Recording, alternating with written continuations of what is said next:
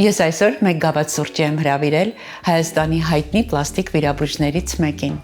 բարձր պրոֆեսիոնալ, ում համար կարևոր է յուրաքանչյուր մանրուք, ում մոտ բժշկությունը միախառնված է արվեստին,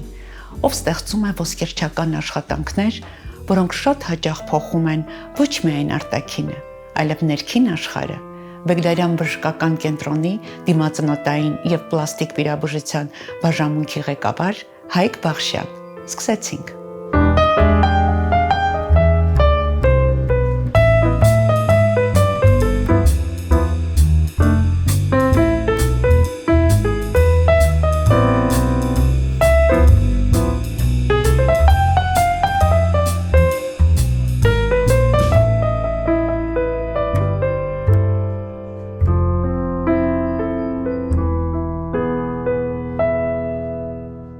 Շատ շնորհակալ եմ Հայկ ջան, որ դուք ընդունեցիք իմ սուրճի հրավերը։ Ես նույնպես շնորհակալ եմ հրավերի համար։ Սուրճ սիրում եք։ Այո։ Առաջին բաժակը տանն եք խմում, թե աշխատավայրում։ Չէ, առաջինը միշտ տան է, հետո աշխատավայրում շարունակում եմ արդեն։ Իսկ քանի բաժակը մինչև օրվա հավաքը։ Շատ։ Հիմա մի քիչ չհասնում եմ, առաջ մի հատ վիրահատությունից հետո։ Ես նաև շատ համեղ քաղցրավենիք եմ հյուրասիրում Մարաշից։ Անպայման օգտվեք։ Շատ համեղ քաղցրավենիք է, ես շատ եմ սիրում եւ հետո չափսերը փոքր են, այնպես որ կարելի է չի վնասի։ Հա, ուտել։ Հայկ ջան, մի տեսակ ձեր համար ես կարող եմ ասել, որ դուք շատ արագ հարթեցիք, հա, ձեր ճանապարհը ճանաչման։ Այսօր ձեր անուն-ազգանունը էսթետիկ բժշկության ոլորտում արդեն բրենդ է դարձել։ Դուք դրա համար ինչ եք տվել կյանքին։ Իրականում ինքը շատ արագ չի եղել, ընդհանրապես արագ չի եղել, կողքի աչքով կողքիների համար միգուցե այդպես է երևում, բայց իմ համար ինքը բավականին դժվար ու երկար քարքարոտ ճանապարհ է եղել, բայց թե ճանաչման համար, թե այդ հաջողությունների համար ես որպես այդպեսին տենց ինչ որ որևիցե որոշված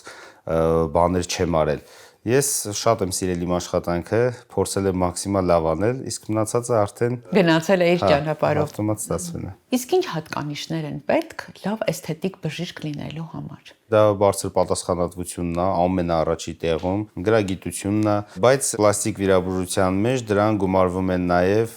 ամենակարևորը բարձր ճաշակը, գեղեցիկը գնահատելու կարողությունը ու նաև պարտադիր ձեռքի շնորհքը։ Ես գիտեմ, որ դուք շատ լավ նկարել եք մանկությունից։ Այդ նկարելու այդ շնորհքը ձեզ օգնում է։ Բավականին շատ, բավականին, որտեղ մեր աշխատանքի մեջ դրա բացակայությունը կարա չթողնի մեծ հաջողություններ գրանցել։ Իսկ ամեն անգամ, որ դուք մտնում եք վիրահատարան, ու պետք է սկսեք, հա, մարդու արտաքինը խմբագրել։ Մի տեսակ ամբիցիոզ չէ, որ դուք Աստծո ստեղծածը, բնության ստեղծածը վերախմբագրում եք։ Ես ուրիշ ձև եմ մոտենում այդ հարցին, այո, Աստված ոնց ստեղծել է, դա ամենաանթերինն է, դա ամենասիրունն է, բայց հիմնականում պլաստիկ վիրաբուժությունը նրա համար է, որ մարդկանց մոտ տարիների ընթացքում առաջացած փոփոխությունները վատ առումով, հա, ասենք մաշկի թուլացումը, կնճիռների առաջացումը, մենք ավելի շատ այդ բնական գեղեցկությունը փորձում ենք վերադարձնենք կամ ավելի ընդգծենք։ Շատ լավ, իսկ դուք հաշվում եք տարվա ընթացքում քանի պլաստիկ վիրահատություն եք անում։ Ունեք այդպիսի վիճակագրություն։ Տարբեր տարիներ տարբեր է լինում, դա ոչ թե կախված է պացիենտների շատ կամ քիչ լինելուց, այլ կախված է վիրահատությունների ծավալից։ Երբ որ մենք վերցնում ենք մեծ ծավալով վիրահատություն, այդ մեկ օրվա ընթացքում մենք վիրահատում ենք այդ մեկը։ Այսինքն դա էլ բավականին կարևոր հարց է, մենք երբեք շեշտը վիրահատությունների քանակի վրա չենք դնում։ Մենք վիրահատում ենք այն քանակով, որպեսզի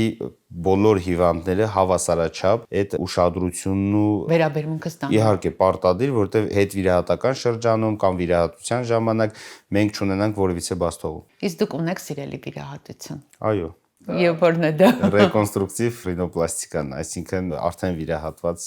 պլաստիկ վտարիչկաները։ Սիրում եք դժվարություններ հաղթահարել։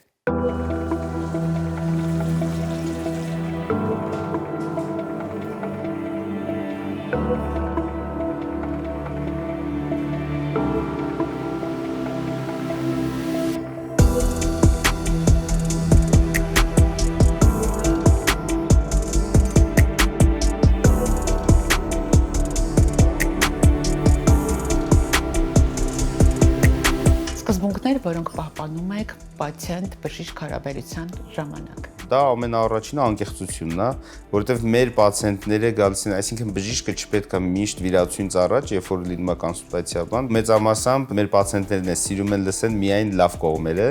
բայց կարծում եմ պետք է բժիշկը ունենա բավականին անկեղծություն, նաև պացիենտներին պարտադիր զգուշացնի հնարավոր ելքերի եւ բարդությունների մասին, դաժե եթե դրա հավանականությունը, չգիտեմ, 5% կամ 3%-ը, պարտադիր պետք է պացիենտը տեղեկացված լինի։ Դա մեր ամենաառաջի սկզբունքն է, որ մենք ու ոչինչ չի արվում պացիենտի հետ, նո վիրահատության մասին է խոսքը, որից որ ինքը տեղյակ չի լինում նախապես։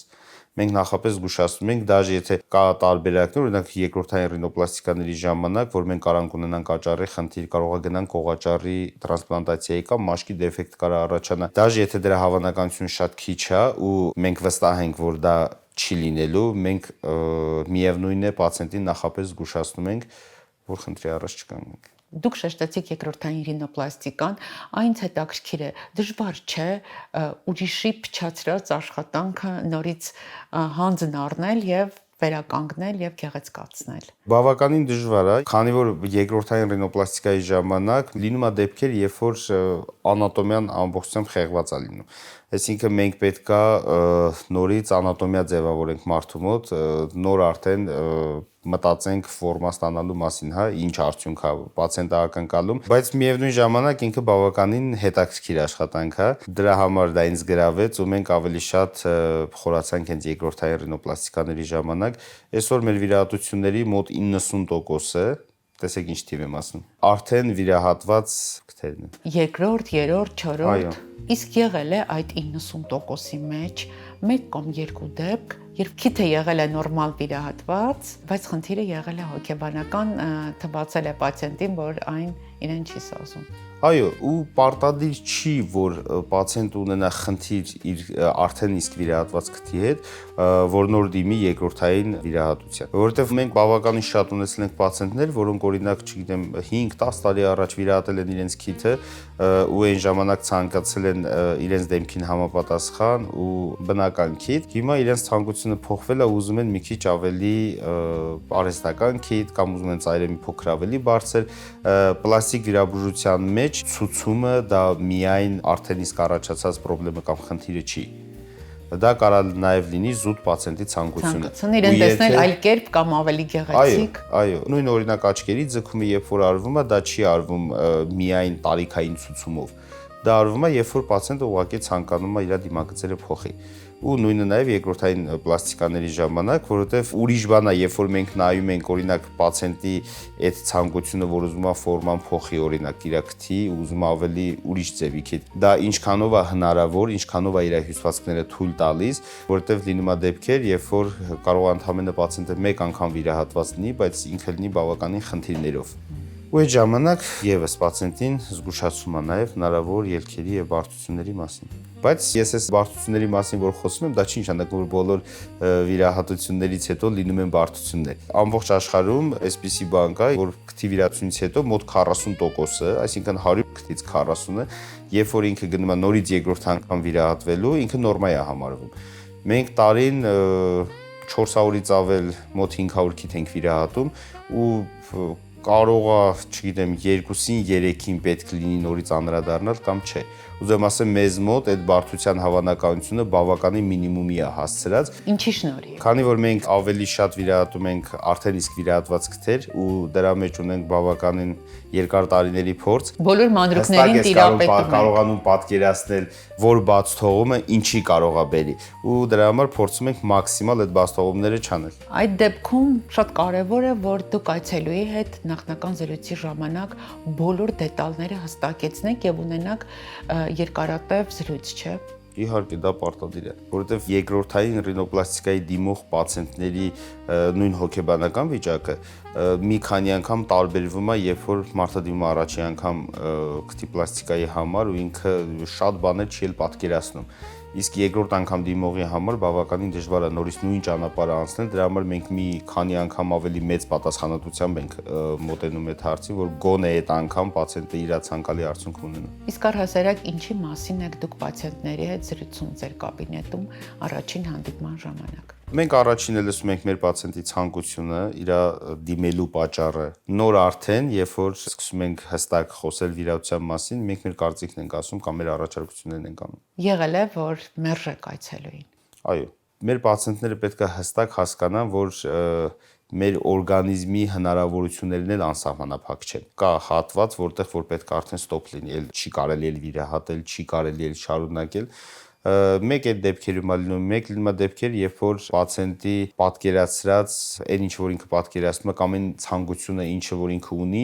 ուղղակի պլաստիկ վիրաբուժության մեջ չի տեղավորվում ու հնարավոր չի դրանով բավարարել իր ցանկությունը, այդ դեպքերում եւս հրաժարվում ենք։ Մենք երբեք, ինչի եմ ասում, մենք պարտադիր լսում ենք պացիենտին, որովհետեւ չի լինում տենց, որ մենք պացիենտին չլսենք, անենք վիրահատություն ու հետո պարզվի, որ պացիենտը вообще դա չէր պատկերացնում ու դա չէ իր ցանկությունը։ Դա համար մենք մանրամասն շատ երկար իրանց լսում ենք, որպեսզի հասկանանք իրանց ցանկությունը ինչ է, եթե հնարավոր է գոնե 90%-ով ապահովել է ցանկությունը, նոր մենք գնում ենք վիրահատության։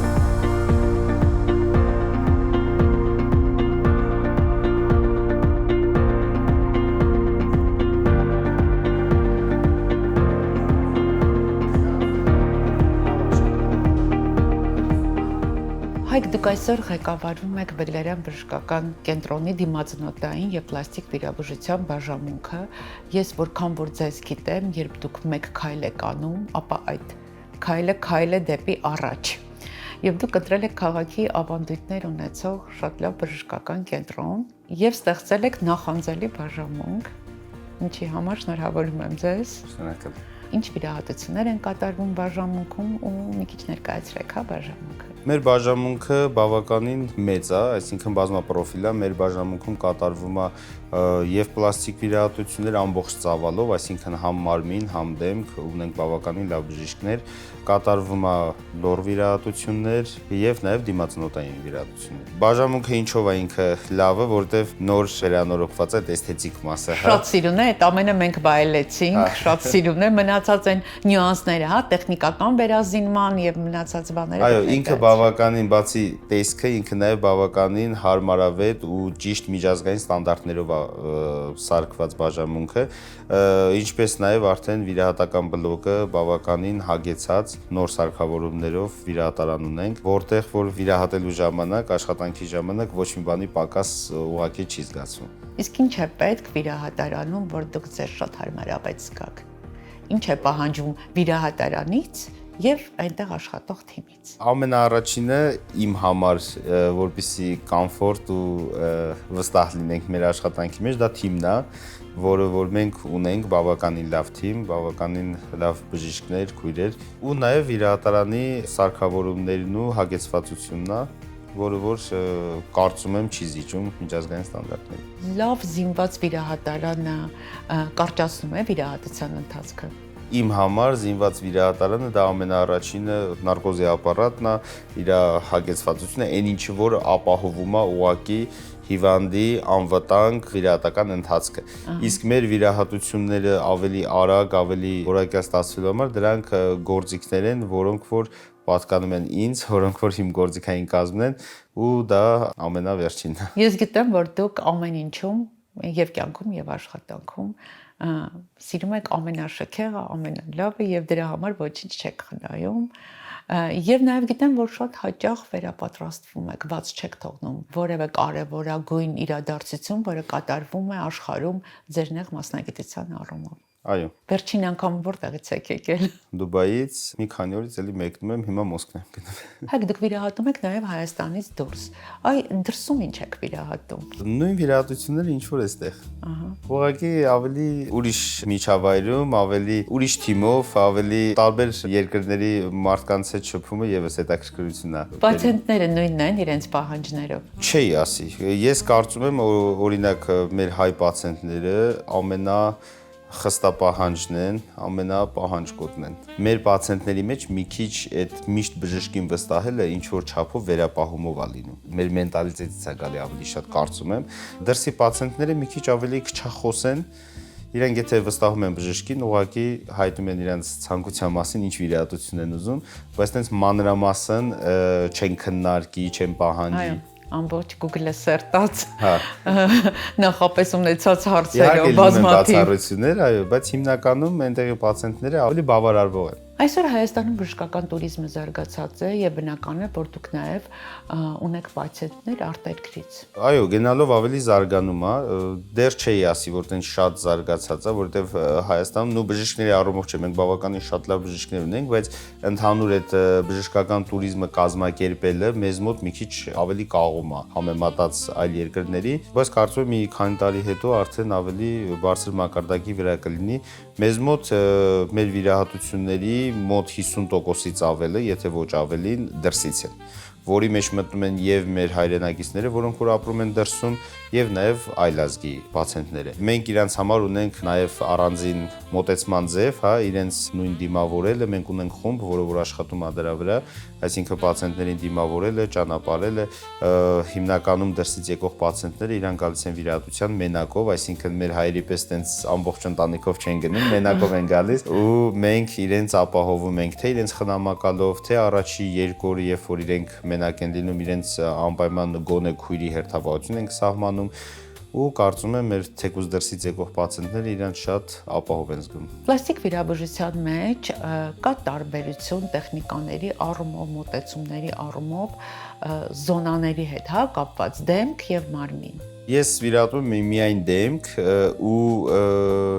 չեմ ընդունում, երբ որ բժիշկը համ դեմք է վիրահատում, համ մարմին։ Կարծում եմ ինքը ավելի լավ է ստացվում, երբ որ տվյալ բժիշկը զբաղվում է մի զոնայով։ Մենք միայն դեմք ենք վիրահատում ու դեմքը կարծում եմ մի քանի անգամ ավելի դժվար է, քան մարմնի վիրահատությունը։ Կարող է տեխնիկապես մարմինն էլ է դժվար, ավելի բարդ է, բայց ինչի համար եմ ասում ավելի դժվար է, որովհետև արդյունքի մասին, հա, մարմնի վիրահատության դա կլինի կուրծք, դա կլինի փոր, հիմնականում կարծիք է հայտնում բժշկին կամ պացիենտը կամ իր ամուսինը, չգիտեմ, ավելի նեղ, հա, մի քանի հոգի, հա։ Մեր վիրահատությունների ժամանակ կարա պացիենտի դուրը շատ գա մեր արած վիրահատությունը, բայց օրինակ իրենց հարևանը, իր ընկերուհին, չգիտեմ, մի հատ ինչ որ բան տեսնի, որը որ ոչ թե վատ է, ոչ թե սխալ է, այլ ուղղակի իր ճաշակով չի։ Ու մեր պացիենտին դրա մասին ասի, ու մեր պացիենտները դրանից ոգևորված մտածեն, որ վայ կարող է իրենց մոտ վատ արված բան։ Այսինքն նկատի ունեմ մեր արած վիրահատությունների մեջ մենք պայքարի մեջ չենք ոչ միայն պացիենտի հետ, այլ տենց մի հատ ամբողջ ազգի հետ։ Այ լավագույն արդյունք։ Դա ում պետք է բավարարի, առաջինը ձեզ, թե պացիենտին։ Տարբեր բժիշկներ տարբեր բնավորություններ ունեն։ Իմ պարագայում, եթե իմ արած վիրահատությունը իմ դուրը գալիս է, ես վստահ եմ, որ իմ պացիենտի դուրը գալիս է։ Ինչի համար եմ ասում վստահ եմ, որովհետև ես իմ պացիենտների համ հոգեբանությունը շատ լավ հասկանում։ Կարող է օրինակ իմ պացիենտը գնա, չգիտեմ, ուրիշ բժշկի դիմի ու օրինակ ունենա արհեստական քիթ կամ մի քիչ ուրիշ դիմագիծ, իրան չհասկանան կամ մտածեն, որ ճիշտը բնականն է, բայց ես իմ պացիենտների հոգեբանությունը շատ լավ եմ հասկանում ու նաև ճաշակը, դրա համար ես վստահ եմ, երբ որ իմ դուրը գալիս է, հաստատ իրանց դուրը գալիս է։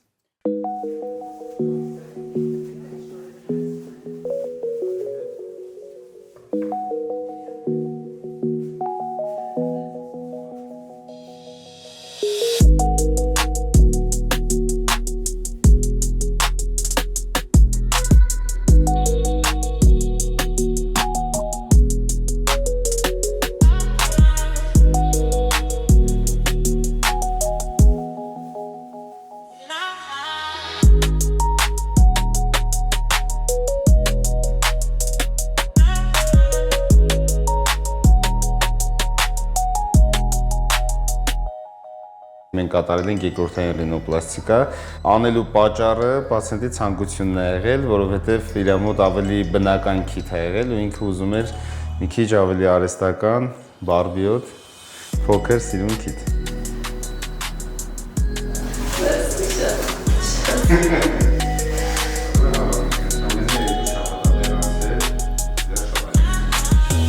Բարբիկ թե շատ եք վիրահատում։ Շատ եմ վիրահատում, որովհետև ինձնից դա շատ են ուզում մեր պացիենտները։ Եվ մեծ է աշխարհագրությունը այդ քթերի առումով ձեզ մոտ։ Այո, շատ Ձեզ մեծ է։ նաև դիմում են արտերկրից բարբիկների համար։ Այո, մենք շատ ունենք տենց պացիենտներ, մենք ես վերջել ունեինք պացիենտ, ով 4 անգամ վիրահատված էր, մենք դի 5-րդը վիրահատեինք, բայց բարբիկի հետ կապված չէր, ուղղակի բավականին բարդ վիճակ էր։ Իռլանդիայից մեր պացիենտ եկել է մեզ մոտ կոնսուլտացիա ենք արել, ապրիլ ամսին օրենք նշանակել վիրահատության, ինքը հետ է գնացել։ Ու նաև մենք հիմա ունենք մի քիչ ավելի նոր ֆորմա, քթերի հետ կապված, ինքը ունի նույն ֆորման, ինչ որ բարբիկիթ է, բայց պրոպորցիաներով ինքը դեմքին ավելի համապատասխան է, այսինքն այն կարճությունը կամ քթի ծայրի բարձրությունը, որ ունի բարբիկիթը, այս ֆորմայի պարագայում չի արվում, բայց ինքը շատ նման է այդ բարբիկթերին ու բավականին մեր հայրից դիմագծերին սազում է։ Այդ իմ ամենասիրած ֆորման է, որ հիմա ավելի շատ ենք անում։ Դեմք հայեցակարտ է եւ այն փոխելը հեշտ գործ չէ։ Պետք է չէ դիտարկել քիթը դեմքի վերադնելուց առաջ, այսպես ձևակերպենք, հա, դնել։ Դեմքի ամբողջականությունը, ոճը, աչքերի ձևը, մազերի գույնը, ընդհանրապես կերպարը։ Ճիշտը դա է, չէ՞։ Այո, ճիշտը պրոպորցիաները հաշվի առնելն է, դա պարտադիր, դրա համար ես խորհուրդ կտամ մեր պացիենտներին, որ մի քիչ բժշկի կարծիքը լսեն, իրականում կարա բժիշկ անի այն ինչ որ իրանք են ուզում, բայց պետքա բժշկին լսել, որովհետև պացիենտը երբ որ ուզում է մի բան, ինքը չի պատկերացնում, օրինակ իր դեմքին դա ինչ տեսք է ստանալու։ Դուք շատ համոզիչ եք խոսում եւ դա ձեր բնավորության գծերից մեկն է շեշտված։ Որքան հաճախ եք պացիենտներին համոզում, որ ենթարկվեն ձեր պրոֆեսիոնալ կարծիքին։ Չեմ համոզում երբեք։ Ձերի ընտրության հարցում երբեք հաղթողը դուք լինում ձեր կարծիքով։ Մեծամասամբ, որովհետև ես ասում եմ իմ կարծիքը ու որ ճշմարտություն է։ Իսկ ինչի համար եք հայք սիրում ձեր աշխատանքը։ Ուղղակի սիրում եմ։ Շատ եմ սիրում ու վստահ եմ, եթե ես չսիրեի իմ աշխատանքը, ուղղակի իմ մոտ չէր ստացվի, նենց ոնց որ ստացվում է։ Տարիներ շարունակ դուք բացում եք վիրահատարանի դուռը։ Հուզմունքը նույնն է։ Չէ, սկզբից իհարկե միշտ ավելի ուրիշ հուզմունք կա, ավելի լարվածություն կա, հիմա չէ, հիմա իմ ամենասիրած վայրն է վիրահատարանը։ Դուք լավագույն թիմ լիդեր եք եւ կարողանում եք աշխատացնել թիմը։ Այ հետաքրքիր է, թիմային քննարկում ունենում եք բարդագույն դեպքերի ժամանակ։ Բարդագույն դեպքերի ժամանակ այո ունենում ենք թիմային քննարկում, բայց ավելի շատ քննարկումը ոչ թե բուն վիրահատության մասին է խոսքը, այլ քննարկում ենք ավելի շատ, քանի որ վիրահատությունը երկար է տևելու, պարտադիր անեսթեզիոլոգի հետ քննարկվում է, որպեսզի այդ ամեն ինչը նաև լինի անվտանգ ու ապահովի պացիենտին։ Ձեզ համար ավելի հարմարավետ է ղեկավարի աթոռին, թե վիրահատարանում վիրահատելիս, որ գործն եք ավելի հաճիկով անում։ Վիրահատարանում վիրահատելիս իհարկե, որովհետև ես ամենաառաջինը պրակտիկ բժիշկ եմ, նոր արդեն բաժանմունքի ղեկավար։ Բայց այդ կորսն էլ է ձեր մոտ լավ ստացվում։ Լավ է ստացվում, այո։ Իսկ ծանր աշխատանքային օրվանից հետո ես գիտեմ, որ այն ավարտվում է երեկոյան ուշ, շատ հաճախ։ Ինչպես եք կարողանում լիցքաթափվել։ Ինչն է օգնում ձեզ լիցքաթափվելու։ Այո, շատ ուշ ենք վերջացնում ու տարբեր օրեր կարա տարբեր ձև վերջանա, նկատում եմ նաև աշխատանքից դուրս, բայց իմ